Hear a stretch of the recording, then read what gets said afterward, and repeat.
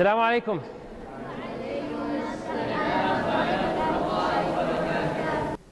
I fear for you guys from falling into backbiting and gossip. And I fear from you guys that if I were to talk about this, you will never come back again. But my fear for you is greater than my fear from you because I love you. So I'm going to keep going with the topic, inshallah. I have talked to a brother who is in a very sophisticated educational institution, one of the biggest and most famous ones. He's a vice president there. And I asked him, how come you're not running for vice president one more time? He said, enough is enough. I'm like, explain. He said, there's a lot of gossip and backbiting going on, and I cannot handle this. And this society is based on backbiting and gossip. That's it. That's what it's based on. And you know this better than me. You go and buy a chocolate bar, and there's a gum, and there's a cashier, and they have to put a magazine about backbiting and gossip. Katy Perry has left Russell. Brad Pitt and Angelina Jolie exposed. Paris Hilton exposed sexual tape. It's all over. Even the kids read this. This is nothing hidden anymore. We think that gossip and backbiting makes you rich and famous. La wallahi, you're wrong. Allah subhanahu wa ta'ala tells us we have freedom of speech. We do, but with limits. You can drive, but there are limits. There are speed limits. Drive anytime you want. But don't cross the lanes without signal. Don't go over the speed limit. Don't. And Allah tell you speak, but you have limits. And Allah stresses on very, very hard that you guys be one with one another. إِنَّمَا الْمُؤْمِنُونَ إِخْوَةً. Brothers and sisters are with one another. Allah called us brothers and sisters. It was not me and you.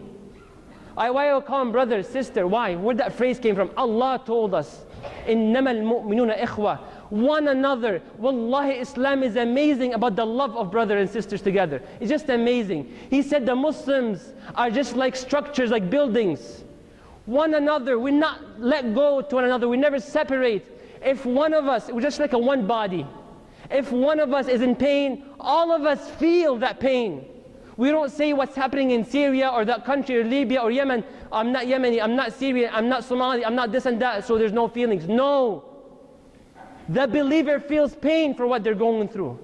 Allah stresses this after this and verse after verse.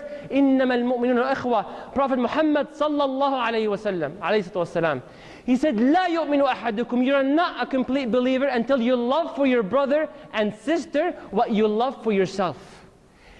The Prophet hooked your belief with the other person beside you. That person beside you, your iman is dependent on him. How do you love for him what you love for yourself?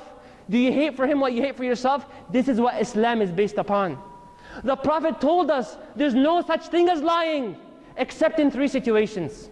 And they're not even considered to be a lie.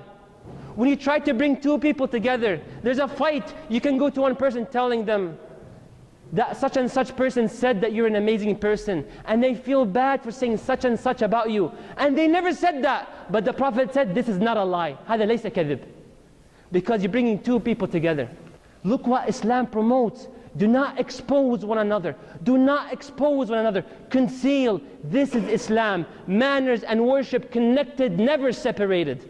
This society completely different. And you guys know that.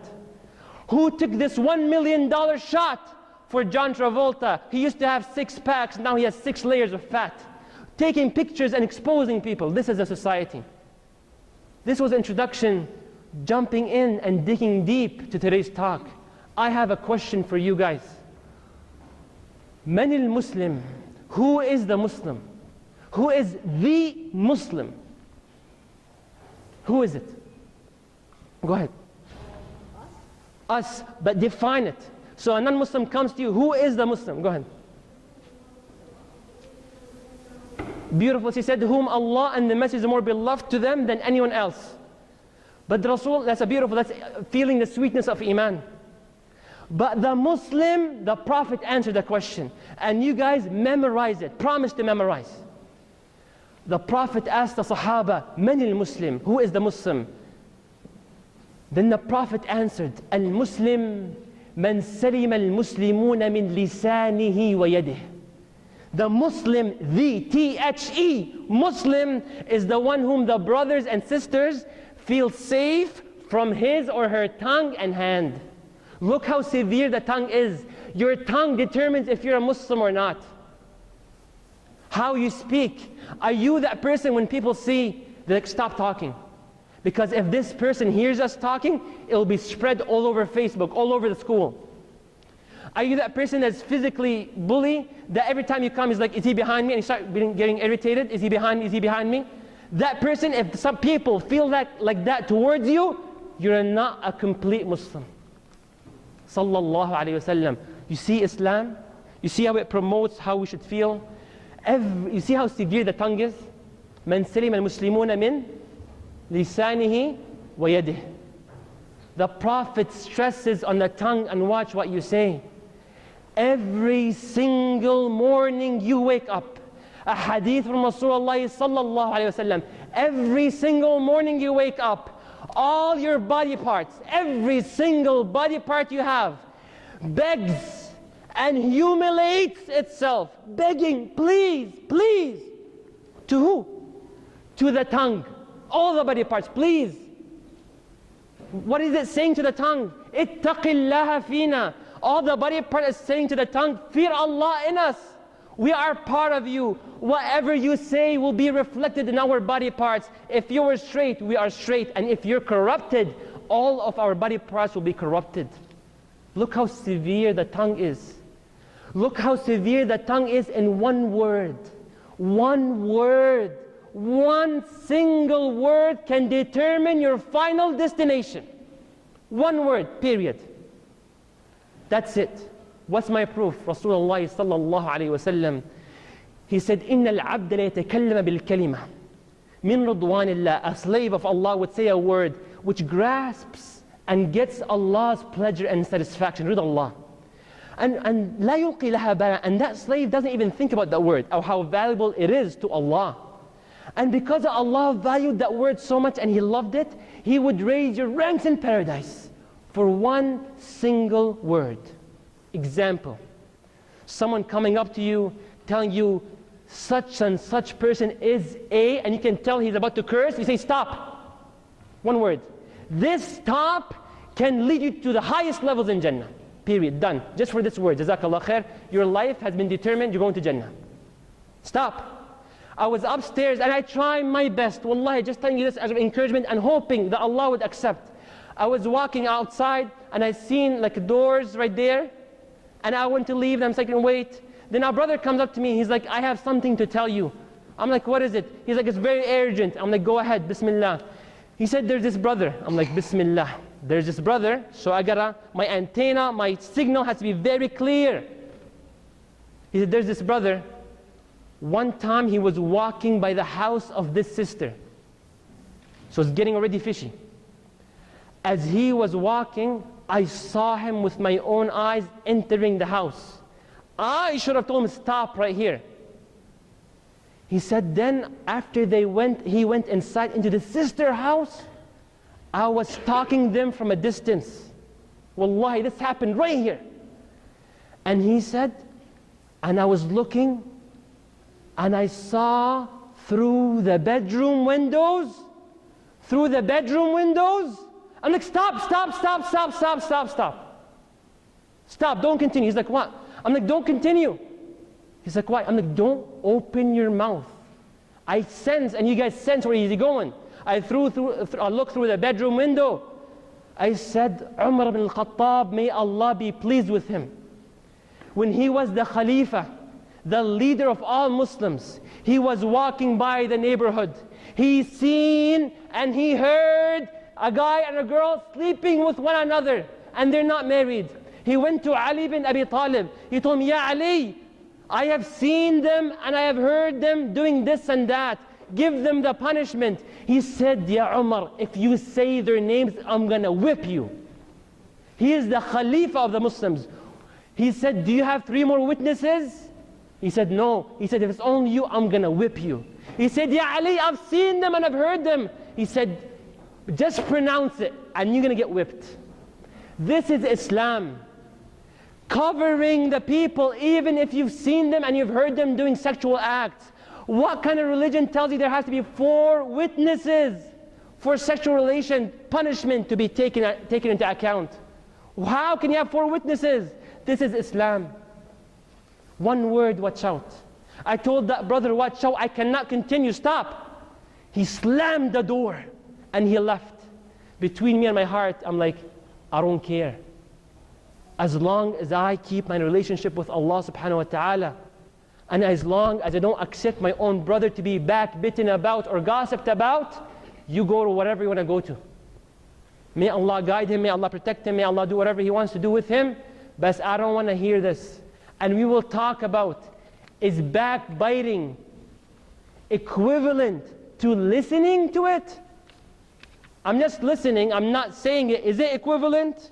Allah knows best. One word can ruin the oceans. What?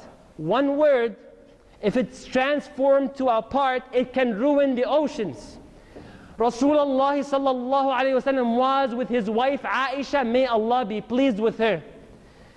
She was a little like, she had some ill feelings towards Safiya, another wife of the Prophet. So she said, alayka min Safiya, and she did this. So she did this. The Prophet realized is that what she meant is that short girl. But the reason she did it is not out of identification, but out of mocking.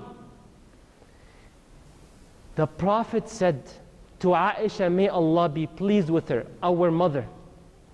He said, had your word be put in the ocean, it would contaminate it. If that word would be put in the ocean, it would contaminate. Imagine there's a fly in a bathtub. You filled your bathtub with water and you put a fly. You're like, oh, I can't take a shower in this. The Prophet said the word of Aisha, which is probably smaller than a fly, put it as small as a fly, as small, just transform it. Put it in the ocean, done, contaminated. Fish will die. Subhanallah, one word. Digging deeper, what is ghiba, backbiting, and what is gossip, namima? Ghiba, Bismillah.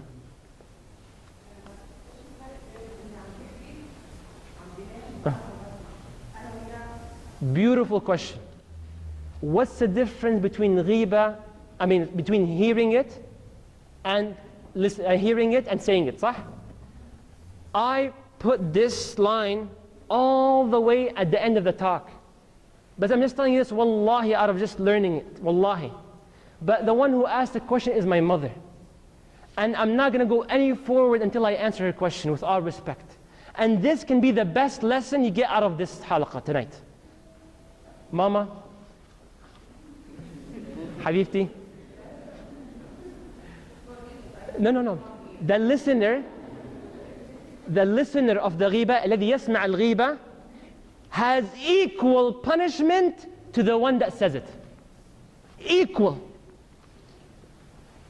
Rasulullah sallallahu alayhi wa sallam, one time a man went to the Prophet Muhammad sallallahu alayhi wa sallam.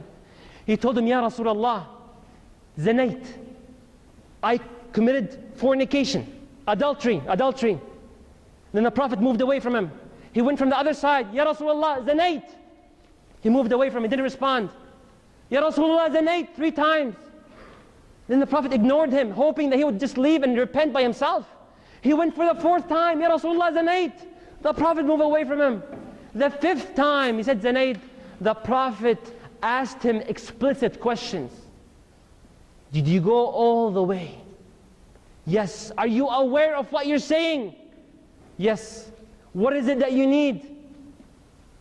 Tahirni ya Rasulullah, purify me. After verification and confirmation, he ordered that this man to be stoned to death. Rami bil hajara hatta al-maut. So he was being stoned to death, and that brother died. 2 Sahaba were seeing the people throwing stones. One of them said, انظر ستره الله فكشف ستره والآن يرجم كرجم الكلاب. Look at him. Allah concealed his sin. No one knew that he slept with a girl. And now he's being stoned like a dog, like an animal. One person said that. The other, listening. Look at this. The Prophet did not say anything. Rasulullah samat. As the Prophet was walking, he walked by a dead goat. Jifatun natina. A dead animal. You know the flies and the stinky smell? Then he asked, Aina fulan wa fulan? Where is the two guys, such and such, the names? They both came. Then the Prophet said, Kula, both of you, the listener and the speaker, eat from this dead goat. We argue, is McDonald's halal or haram? We argue, is halal or haram, McDonald's, chicken burger and stuff like that. The Prophet is saying, eat this dead animal that is stinky and disgusting. The Sahaba said, Ya Rasulullah, Yaghfirullahu lak. May Allah forgive you, Ya Rasulullah. Who in the world would eat a dead animal? He said, what you've done is eating your brother's meat, and what you've done is worse than eating from this animal. Allahu Akbar. Watch your tongue, watch what you say, and watch what you hear. I hope I answered your question, and forgive me for raising my voice عشان for the rest to hear. سامحيني على صوتي شوي. جزاك الله خير. So ghiba and namima. Ghiba, backbiting. The Prophet asked a Sahaba. He makes him think. I want to ask you a question. If a person would ask you, what's backbiting, what's ghiba, what do you answer? The Prophet gave it in four words. You can take 10 words. Any volunteer really quick? Mal ghiba? Very shy? I just hope you don't know what it is because you never do it. Go ahead.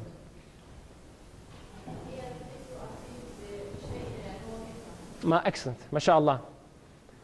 يعني 9.9 out of 10. MashaAllah, she said it right. ذكرك أخاك بما يكره. Mentioning your brother or sister in a way which they dislike. Very easy. Mentioning your brother and sister in a way they don't like. You won't like them. They just don't like what you just said about them. And had they hear what you've said, they would be upset. You don't like it. Even if it was a little bit. So you and your friend would be talking with one another, and you go to the graduation pictures, and one brother or sister is trying to look proper for the picture. So the brother wears a nice tie and a suit. It just doesn't match. Looks really funny. He always comes with his pajamas. So you're like, look at this guy, look. He's not in style, man. This guy's an idiot.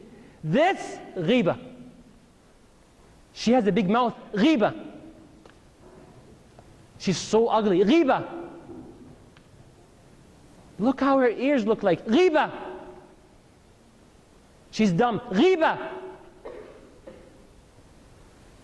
You're so tall, you look like this and that, ghiba. Look at this guy's hat, ghiba. Because you have an intention of making fun of him. Ghiba, ghiba, ghiba. Namima, gossip, what is it? Namima, Rasulullah sallallahu alayhi wa sallam said, هي القالة بين الناس. The transfer of words between the people. And this, you need to listen up for both of them. And namima is the transfer of words. I'll give you an example to define to you namima. I was in my physics class in grade 11, and I will never forget it in my life because namima is so harmful. It's so much pain, and everyone that Allah punishes for ghiba and namima is deserving of it because you hurt us and you deserve it.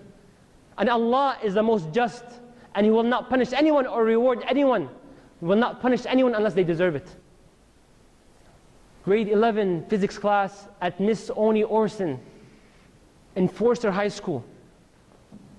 A Muslim brother went to one person, told him, you see this guy right there? What about him? He's saying about you 1, 2, 3. Saying stuff about you. This is the core of namima.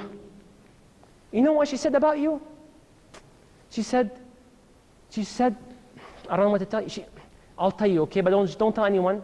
she said about you around the girls that you're probably dating such and such guy and talking to him online. Namima, 100%. That person then went to the other guy, that's my class, back to the story. He told him, you see, he went to the guy whom he pointed to. He said, you see that guy? He's saying this, this and that about you. So then he sat at the back. And he was looking at both of them, giving looks and anger, grade 11, they're not kids. And he was looking at him, upset. And one guy started giving fingers to the other. You talk this about me? I will show you. And the other guy said, you talk this about me? They could not hold it. In the middle of class, they kept punching each other. And fight and fight and fight. And this guy at the end, I've seen him laughing. He was a Muslim. The guy who was talking about was a Muslim. And the guy talked about was also a Muslim. This is the core of namima, and you know very well it happens around. Gossip. Gossip, gossip, gossip. Just yesterday, there were an actor and actress.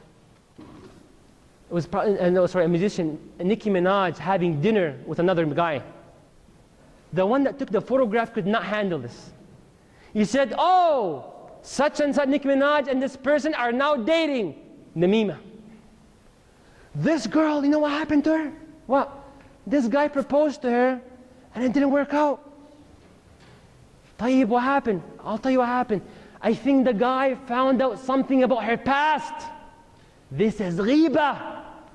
That girl going to the girl who was talked about, do you know what she said about you? She said that that guy rejected you because he knew something about your miserable past. Namima. I think hopefully it's clear. Enough examples. And I want to move on into the punishments. This is the reality. Namima and ghiba in English. Ghiba in English is? Namima, gossip. That's the big money. Gossip is big money. The punishment is over your imagination. Some of you, I will say a hadith you've never heard before, and most of you have heard most of what I will say, inshallah. The punishment is so large. Example, when I were to call my family in the Middle East or so on, telling them that if I were to drive my car while I'm talking on the phone, there's a fine of $500. Like, what? What kind of punishment is that? $500 for talking on the phone? We can live for 3 months for $500, for a great penalty. Let's dig deeper. And before we move on to the punishment, I ask you a question. Is ghiba, backbiting, namima, gossip a minor sin or a major sin? A major sin. MashaAllah, most of you know that. One of the indicators to know if a sin is major or minor, you know how? Learn this. Shaykh Abdul Bari Yahya taught us that if Allah said this sin has a punishment in this life and in the hereafter, it's a major sin. If there's dual punishment, hereafter and in this life. And sometimes only in this life or hereafter, and our Prophet would say it's a major sin or so. I'll divide it into punishments, uqubat fi dunya, punishments in al-barzakh, in the grave, in the life of the grave, and punishments on the day of judgment. One of the first punishments in this life is that what the person is trying to seek after gossiping and backbiting, it's fame and love. I love to hang out with this person because they're funny. They talk about that person funny. They walk and make fun of people like that, like I'm making fun of fat people. I make me funny. That person, it will go opposite of what he or she is seeking, and you guys know that. They try to backbite. I'll mention 6 punishments really quick. Number 1, it will go against you. People will not like you when you're exposed. People will not love you anymore when they know you have a big mouth. People don't like that. And in the same one, when it goes against you, Allah subhanahu wa ta'ala, most of you know the first half, and many don't know the second half. If Allah hates a person or dislikes a person, He would call Angel Jibreel, Ya Jibreel, Inni abghad fulan, I dislike such and such person. Jibreel immediately hates and dislikes that person whom Allah mentioned. Then Jibreel calls all the angels, billions and billions, way more numbers than this earth. Ya malaika, inna Allah yabghad fulan fulan. Allah dislikes such and such. And when this happens, dislike and hate towards that person descends to earth. And for some reason, you might know people like that. The moment you see them or hear about them, A'udhu Billah. I don't want to talk about that person. This is enough. That's what Allah subhanahu wa ta'ala makes. Number one is that it goes against you. Number two, punishment is that you will continue to worry and worry and worry. Did she hear me? Will she ever know what I said about her? And then you tell that person and you backbite. Look at her dress. She's not in style. The colors don't match. She thinks she's cute, but she's ugly. And then what happens is that you tell that person and you move away. And then you're like, will she ever tell her what I said about her? Happens, huh? Will he tell him that I told him that he can't even play soccer properly? And you keep living in worry and worry. And the moment you see that person speaking with the person you were talking about, you freak out. Like, are they talking about what I said? Then you go to that person, say Wallah, I didn't tell her. Say Wallah, and you get stressed. Number one, it will go opposite to what you want. Number two is that you will continue to live in worry and worry. And three, Rasulullah sallallahu alayhi wasallam, he said, Ya ma'ashara al-Muslimin, O Muslims, the one who have believed in Islam with their tongue, man amana bilisanih walam yadkhul al-iman fi qalbih, the ones who believe in Islam with their tongue and iman didn't dissolve or sink in the heart. La taghtabu al-Muslimin, do not backbite your Muslim brothers and sisters. Do not backbite them. And if you were to seek their faults and shortcomings, Allah subhanahu wa ta'ala will seek your faults and your shortcomings. One more time. If you were to seek people's faults and shortcomings, Allah will seek your faults and your shortcomings. Until Allah will expose you, even if what you've done is in the middle of the house. You're like, no one is watching me. How do people know about this? Because Allah exposed you, because you're trying to seek and stalk people and make sure, is she really doing this? Is he really doing that? Allah will expose you. Number one, what was it? What was number one? What was number one? It'll go against you. Two, worry. Three, Allah will expose you if you're seeking to expose other people. Number four, your iman will be eaten and destroyed. Al-Hasan al-Basri said, إِنَّ الْغِيبَةَ تَأْكُلُ إِيمَانَ الْعَبْدِ كما يأكل أسرع مما يأكل الدود الجيفة or الميت. The ghiba, backbiting, eats up your iman just like how the worms eat a dead body, but at a faster pace. So your khushu' is down, your iman in Allah is down, you don't know what's going on, you don't feel the Quran as much. Watch out, maybe watch your tongue. Yeah. Number five, subhanallah, this is just in dunya, we didn't even move on. Allah subhanahu wa ta'ala says, أعوذ بالله من الشيطان الرجيم. يا أيها الذين آمنوا اجتنبوا كثيرا من الظن يا أيها الذين آمنوا اجتنبوا كثيرا من الظن إن بعض الظن إثم ولا تجسسوا ولا يغتب بعضكم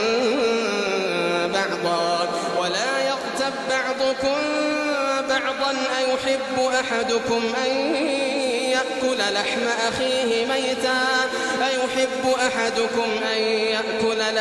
أخيه ميتا فكرهتموه واتقوا الله إن الله تواب رحيم. And you guys, the ones that came here for many weeks, they know that this is not my attitude. But this is very severe. And when a sister from amongst us comes up to me, about to cry, saying, brother, I went to ask a brother a question in one of my classes, and after I asked him one question, brother, I'm like, what happened? The next day at school, all the girls were saying that we're doing something together. Wallahi, fear Allah. Why would you do this to the sister? Fear Allah. Wallahi, fear Allah. Don't say that about the girl. She's asking her brother a question. You have no business to say anything about both of them. If you did, then you ate their body. She was about to cry in front of my face. Why? Ittaqillah, whomever does that. A guy and a girl asking one another a question. I'm telling you, That sister that asked the brother a question, I'll be honest, that's not the best choice.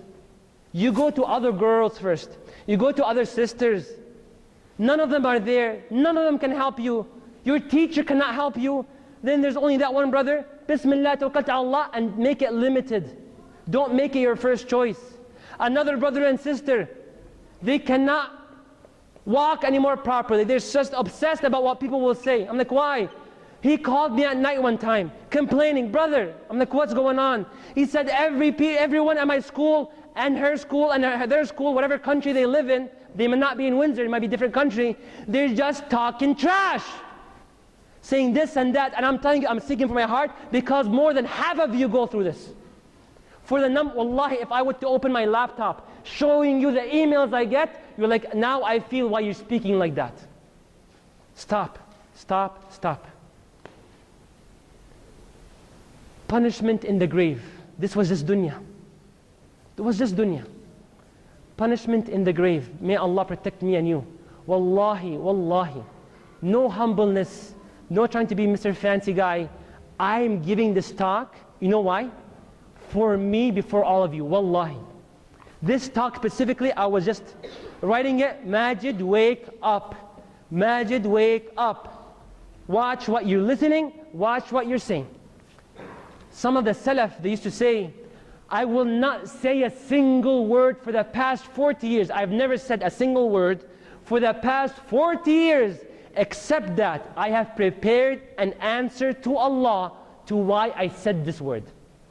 So whenever you want to talk about a person, think, why am I saying it? And if I were to meet Allah, how would I respond to Him? Think of the words you were talking. Think of the words that you've said. And think of the times if you did backbite before.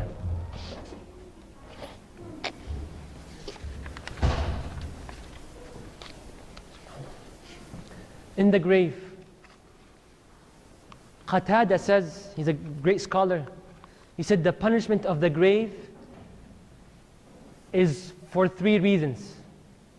Punishment of the grave, عذاب القبر, ثلاثة أثلاث, like 1/3 of a reason. Like there are 3/3. The first third is because of namima, gossip. The second third is because of ghiba. The third is because of not cleansing yourself or protecting yourself when you use the bathroom.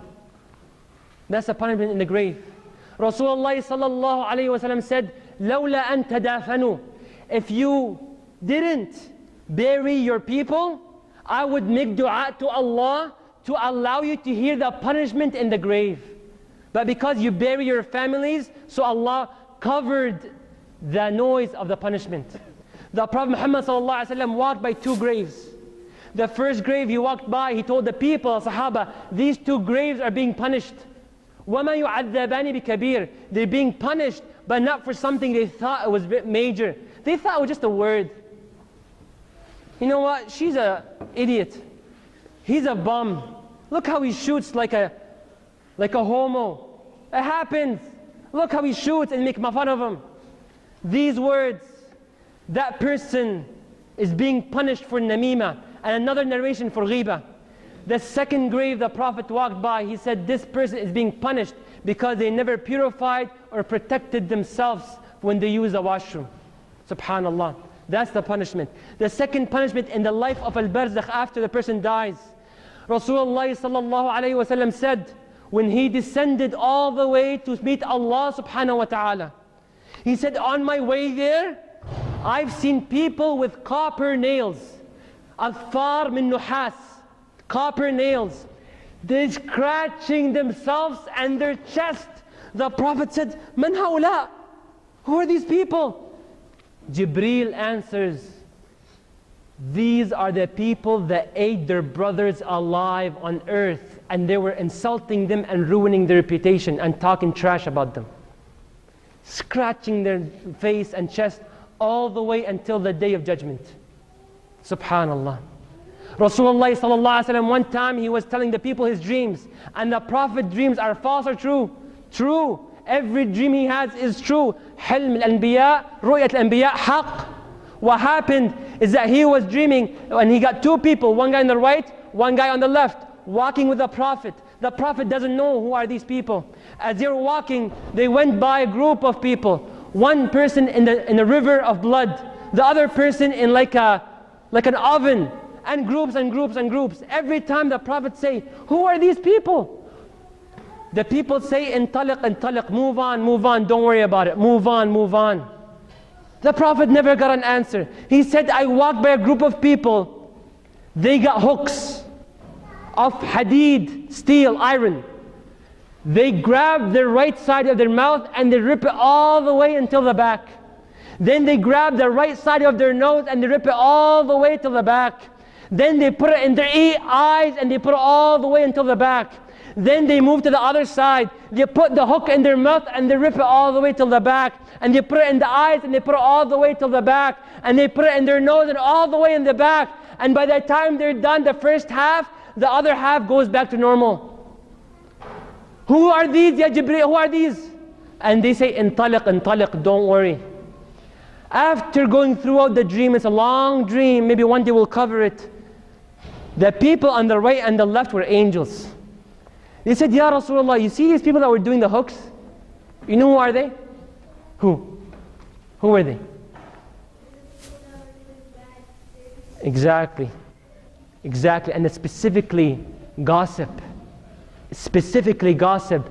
They would say a lie. That's how the Prophet defines it. Memorize it. These people would say a lie. يَكْذِبُ الْكَذِبَ تَصِلُ إِلَى الْآفَاقِ. They would lie about a person. They would gossip. You know when they see something going on, they just assume something? And then they would say, see that person? I think they're doing 1, 2, 3 at night. They're talking to this guy or whatever. Or I think they're dating after school. Whatever that case is. And this case becomes so famous, doesn't it happen? We say a sentence, and next day, like the whole school knows what's going on. This is the person that will rip themselves apart. May Allah protect us. Say Ameen. May Allah protect me and you from being in this act. Say Ameen from your heart, Ya akhi. On the day of judgment. Are we not done? La. We're nowhere near being done. And I summarize as much as possible. I told my wife, I can speak hours and hours about this. That's the phone, right?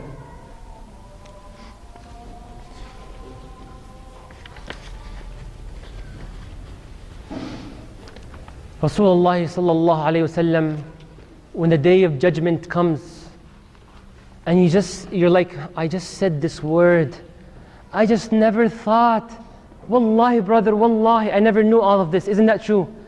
Who amongst you knew all of this? Maybe there is, but sadly, if you knew it and you still continue doing it. Brother, wallahi, I never knew this.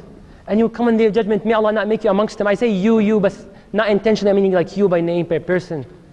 On the day of judgment, Allah subhanahu wa ta'ala will bring you. Had you bitten other people and gossiped? And the Prophet asks a question. أَتَدْرُونَ مِنَ الْمُفْلِسِ. Do you know who's the bankrupt? Who's the bankrupt? What does bankruptcy mean? Economic terms. The guy with no money, exactly. That's exactly what the Sahaba said. Al-Muflis man la dirhama wa la mata'a lah. The one with no money is the bankrupt. The Prophet rephrases the definition. Islam defines things differently. He said, Al-Muslim man salim al-Muslimun min lisani wa yadih. Al-Muflis, the bankrupt, is the one that comes to Yawm al-Qiyamah with good deeds, salah, siyam, obligatory charity, and this and that, and so much goodness. And then they come while in their life they were backbiting about a person, they were gossiping about another person, and they have slandered this and hit that and bullied this, and their mouth and tongue kept working and working. What happens? So these people come, you backbit me, you were gossiping about me. Today I will take my right from you. Give me your good deeds, your salah, your hijab, your beard, your fajr, your qiyamul layl. You think you're that good guy? Now it's pay time. So you pay him back. It's payback time. You take the money back, you take the hasanat back, because that's a currency exchange, hasanat and sayyat. No money on that day. So they take from your good deeds, they put it on their scale, and you think you're done.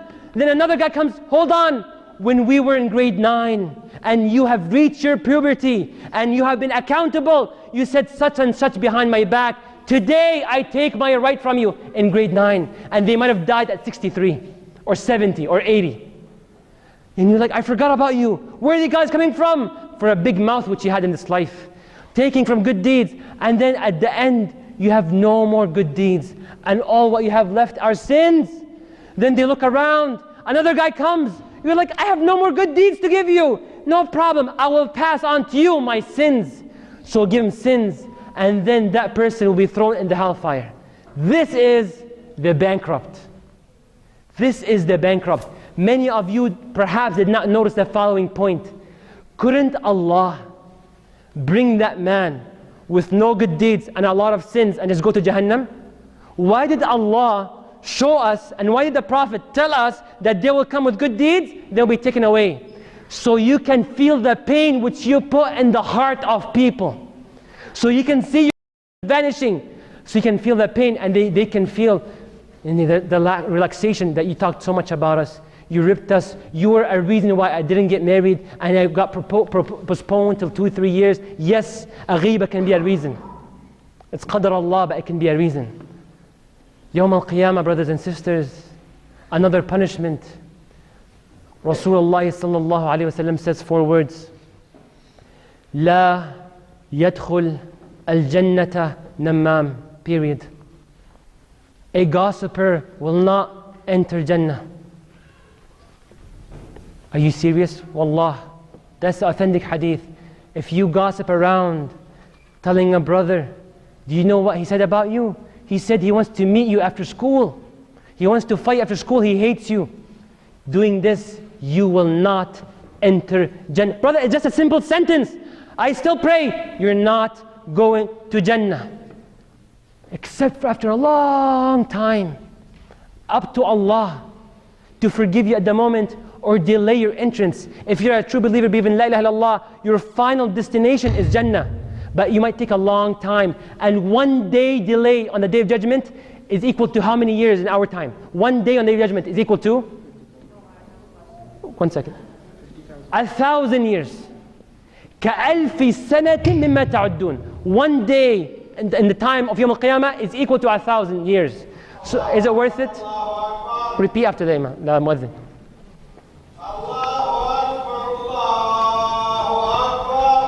One more punishment on the Day of Judgment. This punishment is just, I learned it just 2 days ago. I never knew this punishment will happen on Day of Judgment. I never knew that, wallahi. It's just something unimaginable. But Allah's capable. Your mind is limited. Allah is unlimited. Allah is capable of doing anything. The one who backbites on the Day of Judgment will come. The person who he has backbitten will come with the body. In front of them, dead body. And Allah will order a person to call, you eat this body just like how you ate them in this life. And you're looking. Eat them, and Allah ordered, you have to do it. فَيَأْكُلُهُ وَيَكْلَحْ وَيَصِيحْ. It's an order. The man who you're talking about, that girl, she will be in front of you dead. Eat them just like how you ate them alive on earth. So the Prophet says, فَيَأْكُلُهُ, you will start eating them. وَيَكْلَحْ. What does yaklah mean? Yaklah means your upper lip will go as far as here.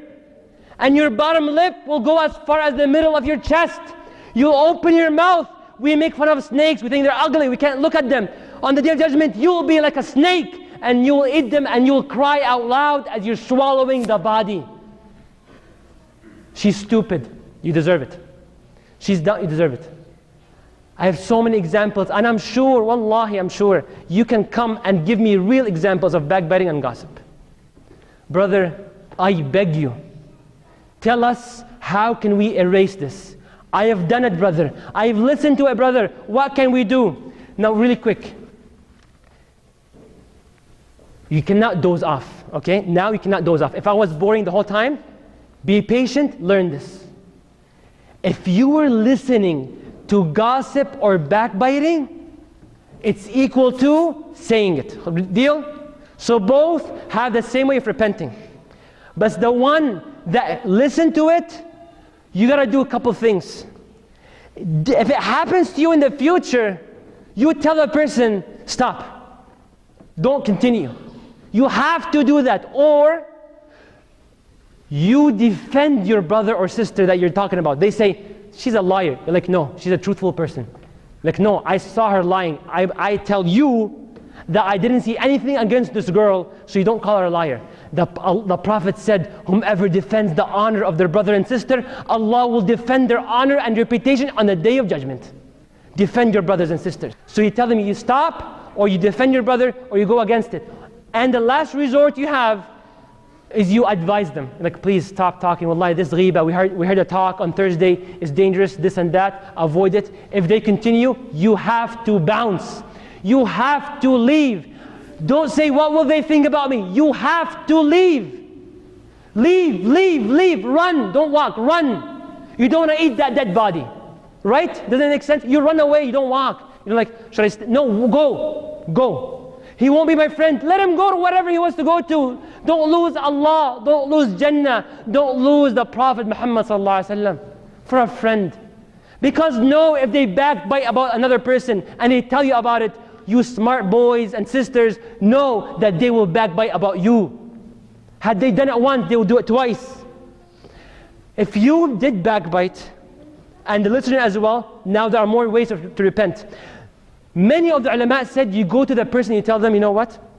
I backbit you, and I apologize. Please forgive me. Many of the scholars said, you go do that. Now that's an excellent way if that person accepts your apology. Just a few days ago, I went to a guy whom I heard backbiting about, and I was so upset because the guy who was backbiting is one of the most religious people in the community. I'm like, he didn't do that. So I went looking and searching for the brother. I'm like, Assalamu alaikum. Brother, I'm sorry to tell you, I heard some ghiba going on. He said, Brother Majed, don't worry about it, I forgive you. Don't tell me what is it, just don't worry, I forgive you. Do that if you think the person will accept it. You guys realize what I'm saying? If the person will take it, go do it. But I want you guys, and I hope you guys follow the other opinion, is that you do not talk to the guy, you do not tell them you backbid them. You go and you seek Allah's forgiveness. And the Prophet ﷺ, one man asked him, Man najah? What's the rescue? What's the exit? What's the emergency exit? He said, Amsik lisanak, hold your tongue. وَلِيَسَعَكَ بَيْتَكَ, and stay at home. وَابْكِي عَلَى خَطِيئَتِكَ, and cry over what you've done. Cry. So you make dua to Allah subhanahu wa ta'ala, Allah forgive me. And you make dua for that person whom you've backbidden. And in the same gathering, you were talking about a person, the same gathering, let's say we were backbiting 5 guys, the same one, you go there and you tell them good stuff about that person. You change it. You say, you said he was a liar, now you say he's a good person. And you ask Allah to forgive you. You ask Allah to forgive you from the bottom of your heart. As you can see, this is severe. Watch what you're saying. Think twice. Wallahi, you will not lose. Think twice. I just learned a phrase at work. The carpenter and the jar, they tell him what? Measure twice, qis martain, وقص مرة. Measure twice, cut once. Take your time, measure, think. Is that word okay to say? Is that right? Think about it, think. Okay, go. The Prophet Muhammad sallallahu alayhi wa sallam said, Man kan yu'minu billahi wal yawm al-akhir.